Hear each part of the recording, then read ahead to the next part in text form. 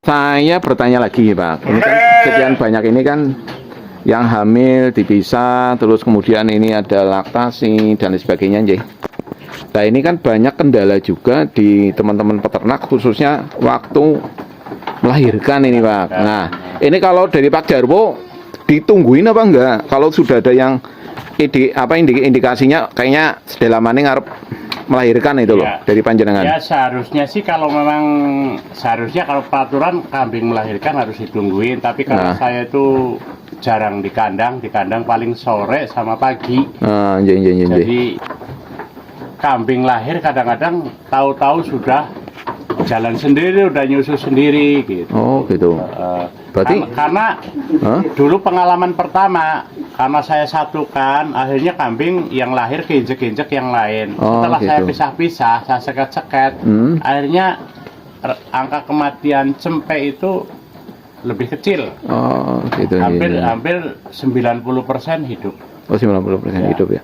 Berarti intinya di populasi dalam satu Iya. ruangan ya itu Satu ya. ruangan misalnya kalau ada cempe yang lahir karena kebanyakan kambing, akhirnya keinjek yang lain, Oh, gitu ya. kejepit. Ya, makanya dari Pak Jarwo kemudian akhirnya dipisah-pisah seperti itu ya. Karena itu. pengalaman dari kematian dulu pernah gitu. Iya, iya. Yang hamil disatuin dengan yang lainnya gitu. Akhirnya kan lahir nggak ketahuan, akhirnya mati. Iya, iya, iya.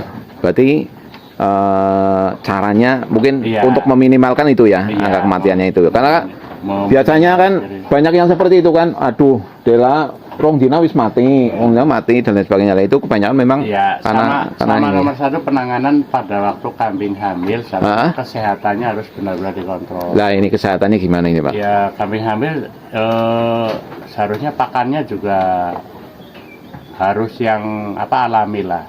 Kalau yang hamil ya, Iya. mulai dari hamil ya, Iya. udah Karena pakannya saya harus juga pernah diperhatikan. nyoba dulu pada waktu kambing hamil, saya kasih makan buatan fermentasi, ternyata lahirnya sih gede bagus, cuma lemes, Oh gitu. lemes ya, pertahanannya kurang. Berarti yang hamil pakannya harus yang alami malah Ya, ya, yang bagusnya alami lah, yang alami. bagusnya yang alami ya, Cuma gitu ya. dibantu dengan nutrisi, mungkin ada ampas tahu, ada apa gitu. Oh gitu. Itu lebih bagus. Iya, iya, iya, iya, iya. Pokoknya sejenis kacang-kacangan lah, Oh. kacang-kacangan. Berarti yang protein tinggi Iya, ya? protein tinggi, ya. ampas tahu juga Iya, iya, iya. bisa. Ya kedelainya juga nggak masalah.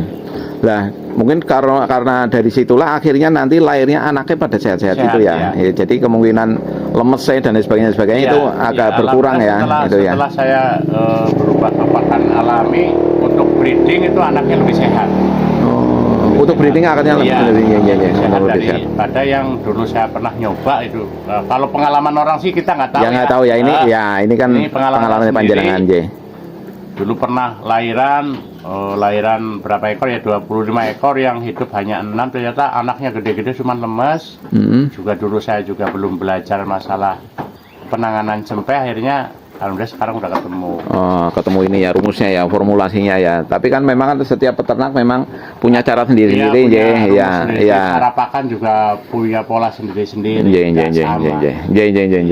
Ya, berarti ini mungkin salah satu cara untuk menekan kematian ya, kematian cempe setelah melahirkannya. Itu berarti yang tadi ada ruangan khusus ya, rumah sakit bersalin khusus.